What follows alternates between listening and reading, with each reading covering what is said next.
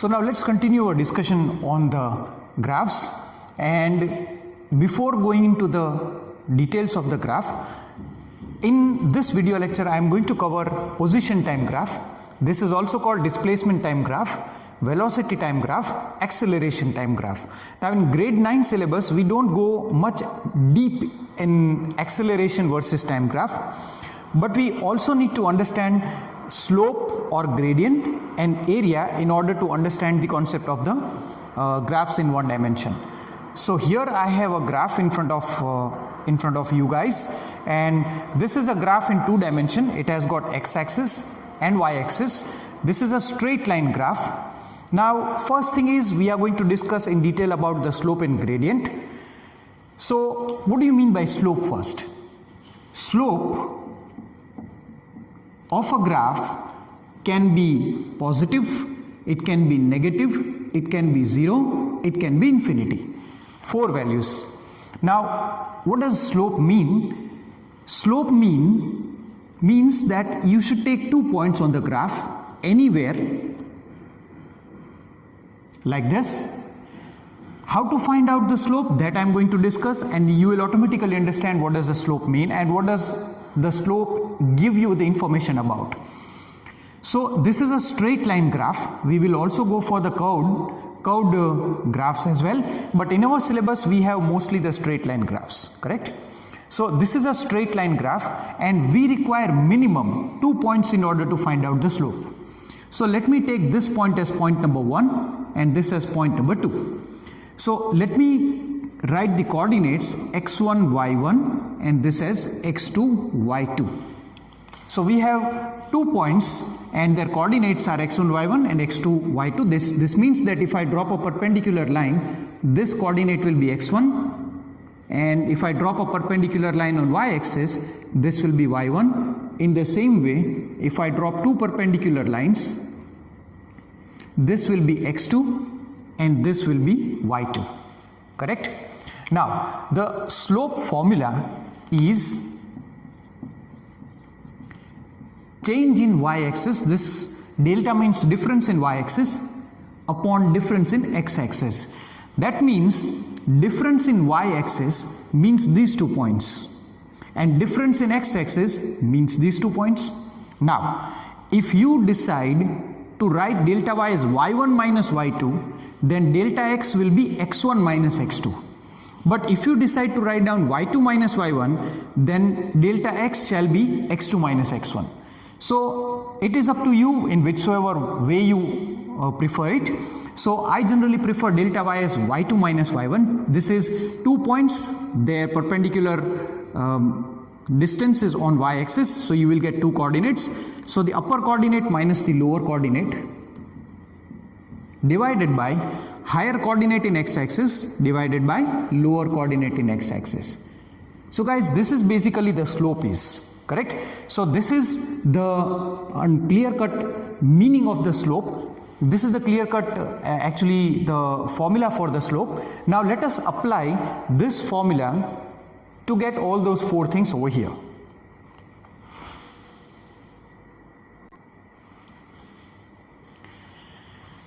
So here we have in front of us 4 graphs. All are straight line graphs over here. So over here this graph is parallel to the x-axis. This graph is parallel to y-axis. This graph is making some obtuse angle with plus x-axis, and I am going to talk about this particular angle. Always remember, when we measure the angle, angles are always with respect to plus x-axis, negative x-axis is in this direction. So with plus x-axis going towards our graph, so as you can see that this angle theta is an obtuse angle, and over here this graph makes an angle, acute angle, that is less than 90 degree. Here the angle is more than 90 degree. So let me call this graph as A, this graph as B, this one as C, and this one as D. Okay, now let's try to find out the slope for all of them. So slope for graph A will be equal to y2 minus y1 upon x2 minus x1. This is our formula, and let me take 2 points over here. Guys, you can take any 2 points on the straight line and you will find that the slope remains constant. I'm also going to prove that. You can select any given 2 points here, here, here, any 2 points. So suppose these are the 2 points. So if I draw perpendicular lines, let me call this as x1, y1. This is my point number 1. This is my point number 2. And this point, if I drop this perpendicular line, this is x1. This one will be y1. If I drop this perpendicular line, this point will be x2. So its coordinate is x2. But if I drop a perpendicular line, the coordinate remains the same.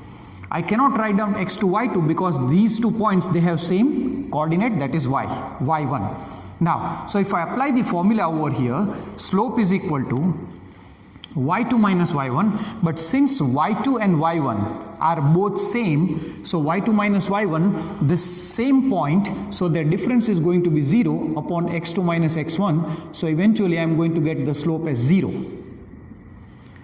So the slope of this line is 0. So this slope is 0, or you can also say that if any line is parallel to the x-axis, its slope is 0. Right? Okay. Now let's take 2 points over here, any 2 points. Let me call this as point 1 and this as point 2. Let me call this point as x1, y1. So this is x1, and if I drop a perpendicular line, this will be y1. If I drop a perpendicular line, I am getting the same point, so this is x1. And if I drop a perpendicular line over here, I am going to get this point as y2.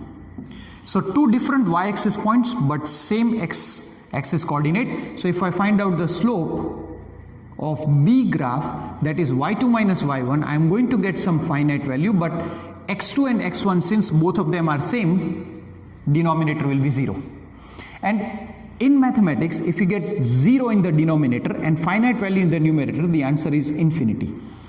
So these type of graphs which are parallel to the y-axis, their slope are always infinity. Now, if you take this as an example, take 2 points, drop 2 perpendicular lines,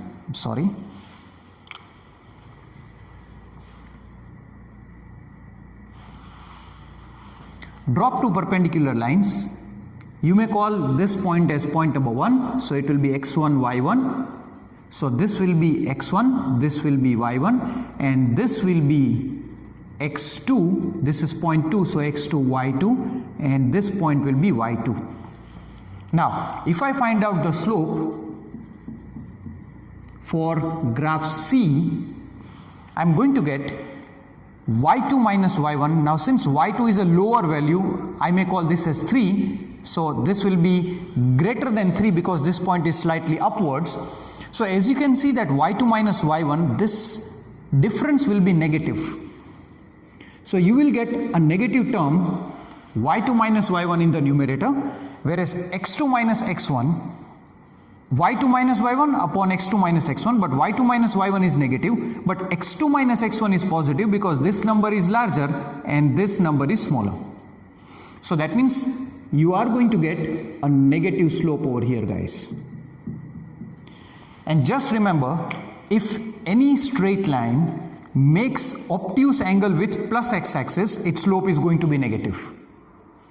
Last but not the least over here, take 2 points, call this as point 1, x1, y1, x2, y2, this will be x2, this will be x1, this will be y1, this will be y2.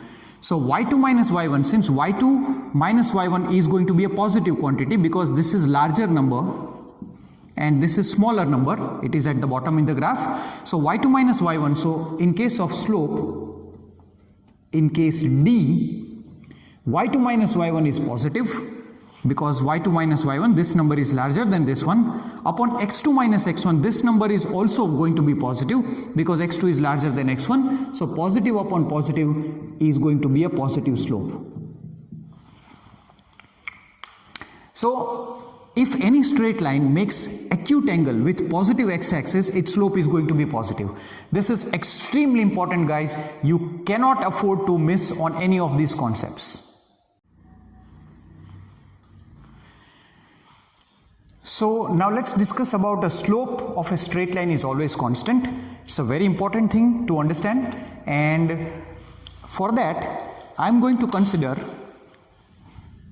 a straight line equation. Say y is equal to x. This is an equation of straight line. So if you are in grade 9, just ignore this one and just remember that there is something called y is equal to mx plus c. And here I have taken m is equal to 1 and c is 0. This is the equation of straight line. So this equation reduces to this one. If I take m as 1 and c as 0, then the equation reduces to this one. This is the equation of straight line where m is the slope and c is the y coordinate, right? But if you are in grade 9, I just want you to remember that this is an equation of a straight line. So just don't go in much of the details of this one.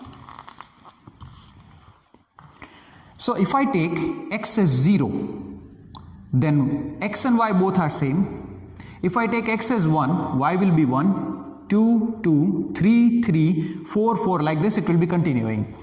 So if I plot a graph, then I will be getting this as a straight line because 0, 0 is over here.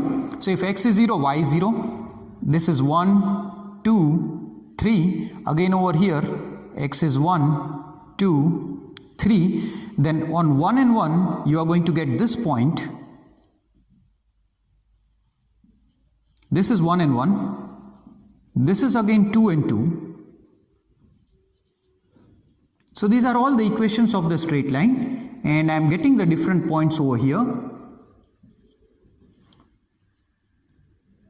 So I have selected 3 points, right?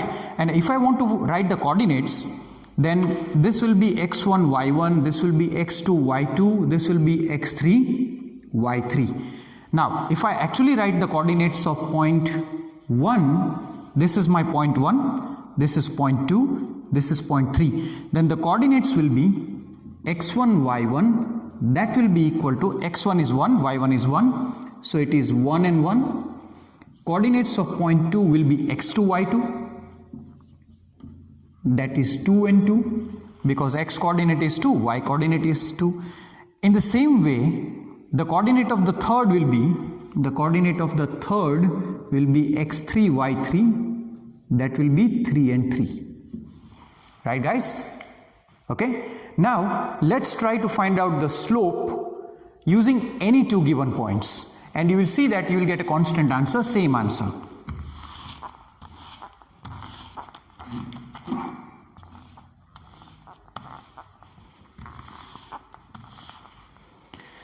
So slope is y2 minus y1 upon x2 minus x1. Now which 2 points are required to find out the slope? Any 2 points. So suppose if I take these 2 points to find out the slope, and over here y3 minus y2 upon x3 minus x2, or y2 minus y3 upon x2 minus x3. Any two y coordinates divided by any two x coordinates are allowed. But if you take y3 minus y2, then in the denominator you will have to take x3 minus x2. Right. So here it will be y3 minus y2. So it will be 3 because y3 is 3. y3 minus y2 upon x3 minus x2. So my answer will be y3 is 3 and y2 is 2. So 3 minus 2 upon x3 is 3, x2 is 2. So this is 1 upon 1, that is 1. Correct? Okay. If I take, this is my first observation, if I take slope 2 by taking these 2 points, any 2 points you take in a straight line, you will get the same answer. So y2 minus y1, so it will be 2, y2 is 2, y1 is 1, so 2 minus 1 upon x2 minus x1, so again it is 2 minus 1, again my answer is going to be 1. So in case of straight line, you can take any 2 points, these 2 also you try out, so it will be y3 minus y1, so it is 3 minus 1 upon x3 minus x1, so it is again 3 minus 1, so 2 upon 2 is answer is 1. You may take any 2 points to find out the slope in a straight line. You will get a constant answer. So you have to remember that a slope of a straight line is always constant. So guys, now let's talk about the 3 different types of graph and what information do we get from the gradient and the slope. So here we have position time graph, here we have velocity time graph, here we have acceleration time graph. Now one thing that has to be very clear in your mind, that time is an independent quantity, it does not depend upon anything else. So any independent quantity is always plotted on x-axis. So if you are plotting position time graph, in position time graph, time is always to be kept on x-axis and then the position has to be plotted on y-axis. Another thing guys is many people get confused between position time graph and displacement time graph. Actually they are one and the same in your lower grades, right? So we never say it as a displacement time graph, it has to be a position time graph. But still I want to make a point that suppose there is a person at time is equal to 0 on the origin and he is walking in a straight road. So that means you consider this as positive x-axis. Suppose at time is equal to t1 he is at x1, at time is equal to t2 he is at x2. So if I ask you to find out what is the displacement from t1 to t2, it is this one, final position minus initial position. So this is the displacement. So displacement is the change in position where x1 is the position at time t1, x2 is the position at time t2. So if I call this point as 3, that means the distance from here to here is 3 meter. If I call this point as 5, then the distance from here to here is 5 meter. Then this would be 2 meter. So 2 meter is the displacement where 3 and 5 are the position. So displacement is x2 minus x1 or the change in the position, right? Okay, now let's move forward in the topic of the graphs. Whatever the nature of the graph may be, let's look at the slope first. So slope is basically y2 minus y1 upon x2 minus x1. Now here instead of y we have position. This guys is a representation of the position. This is not x-axis. So we represent in physics the position by x. So here whatever the nature of the graph may be, suppose this is the nature of the graph. So this point will be, we always write down x coordinate first. So x coordinate here will be t1 and this is the second point, its x coordinate is t2, correct? We were writing x1 y1 but here x coordinate is t and here y coordinate is position, right? If you are getting confused then let me write down this as position. Then the coordinates will be, let me call this as p1 point and this will be p2 point. So what will be the coordinate of this point? It will be t1 because x is always written first and y is written at the last. X t1 p1 and the coordinates of this point will be t2 p2 like this. So this is similar to x1 y1 and this is similar to x2 y2. Now y2 minus y1 in the slope is equal to p2 minus p1. So p1 and p2 are the positions at time t1 and t2 divided by the x2 minus x1. x2 is t2, x1 is t1. So here it will be t2 minus t1. So guys, what is the difference? This difference called displacement and this is the difference in the time. So if you find out the slope is y2 minus y1 upon x2 minus x1. Here y2 is the position at time 2 and here y1 is the position at time 1. So the difference in the position is called displacement and the difference in time is just a time, and displacement upon time is what? Velocity. So if you are given a position time graph, or you may call this as displacement time graph, and if you find out the slope you get velocity. Very important guys. Now this is velocity time graph. Again we know that slope is y2 minus y1 upon x2 minus x1, correct? Let me draw any graph over here. take 2 points, any 2 points, call this as point 1 and this as point 2. This coordinate will be T1, this coordinate will be T2, this coordinate will be V1 and this coordinate will be V2, this one. So if I want to write down the coordinate of this one, it will be X and then Y, so it will be T1 V1 and this will be T2 V2. So this is similar as X1 Y1 and this is similar to X2 Y2. So what is slope, guys? Y2 minus Y1 upon X2 minus X1. So V2 minus V1 upon T2 minus T1. So this is nothing but difference in velocity upon difference in time. And what is this? Acceleration.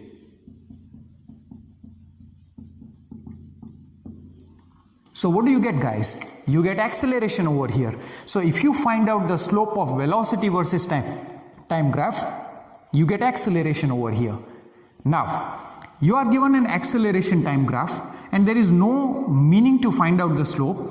See, these are all the things in detail. I'll also give you the short trick. The short trick is you just have to take 2 points on y-axis, or you can just say difference in y-axis upon difference in x-axis. So delta p upon delta t.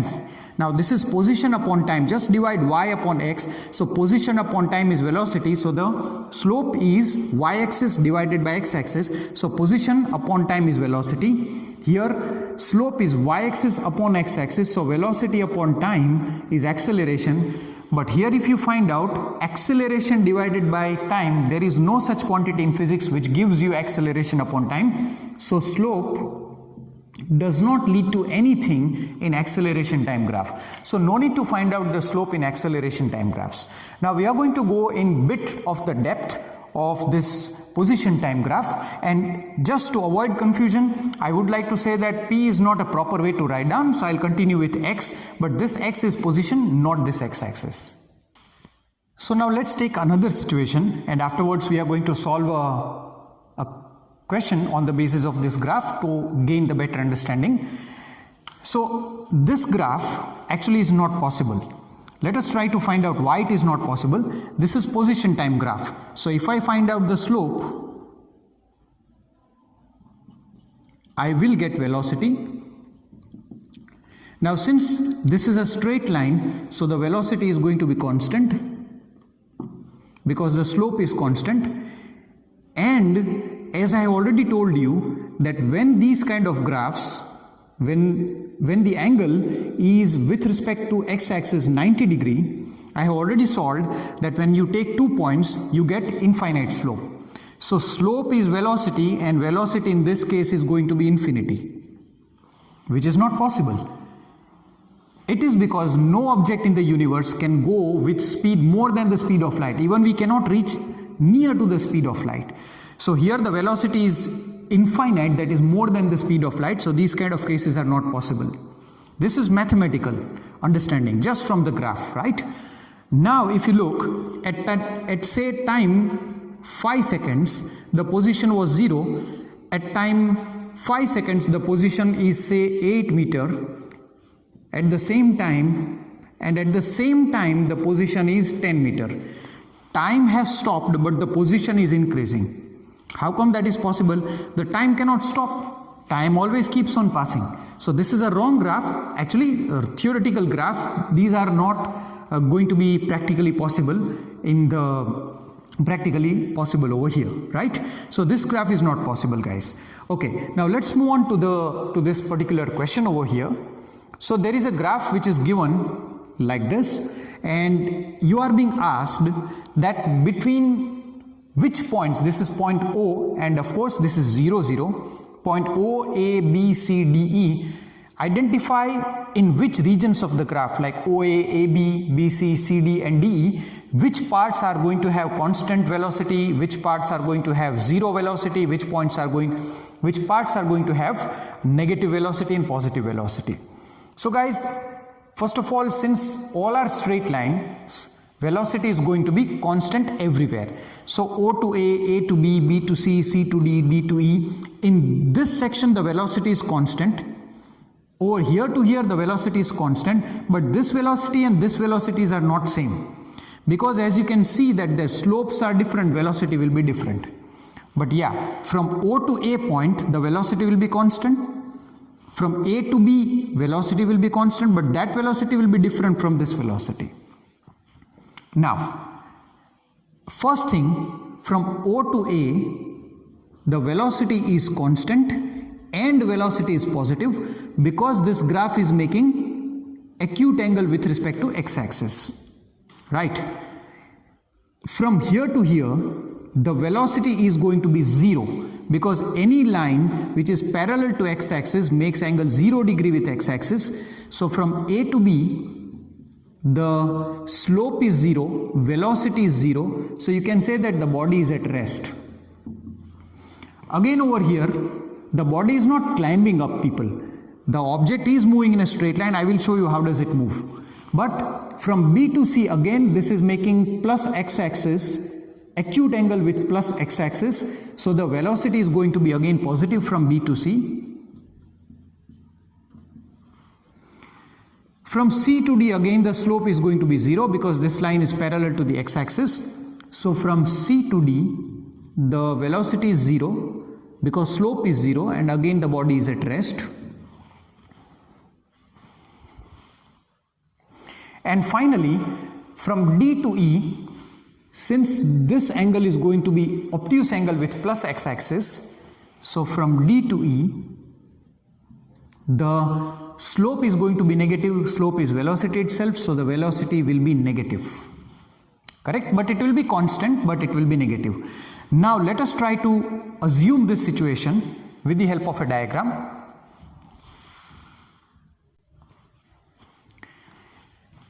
So here at time is equal to 0, this is 1 second, 5 seconds, 7 seconds, like this. So at time is equal to 0 the position is also 0.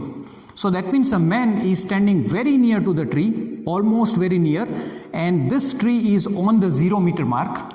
That means this is a straight line, a number line, and this side of the number line will be positive, this side will be negative, and the man is actually standing on the tree, just under the tree, very near to it, so its distance from the tree is 0 meter. Now from 0 to 1 second his velocity is positive, that means this is plus x-axis, this is negative x-axis. So a man is going in this direction with constant velocity till here in 1 second. So in 1 second he reaches over here. Then for next 4 seconds, from 1 to 5 seconds his velocity is 0. So he stands here for next 4 seconds at the same point. Now at the 5th second till 7 seconds, for next 2 seconds he keeps on going in the plus x-axis, because B to C velocity is positive. So he keeps on moving in plus x-axis, and at 7th second he reaches over here. Now again from 7 to 9 seconds he is at rest, so for next 2 seconds he is going to stand over here, and from 9 to 10 seconds his velocity is negative, that means he should walk in negative x direction, so he takes a U-turn and comes back in this direction, and in 10 seconds he is somewhere over here, finally standing over here at rest. So this is the complete pictorial representation of this graph. So this does not mean that the man is standing or going high above the inclined plane, walking straight, going up and falling down, nothing like that. Motion in 1D represented it in terms of a graph.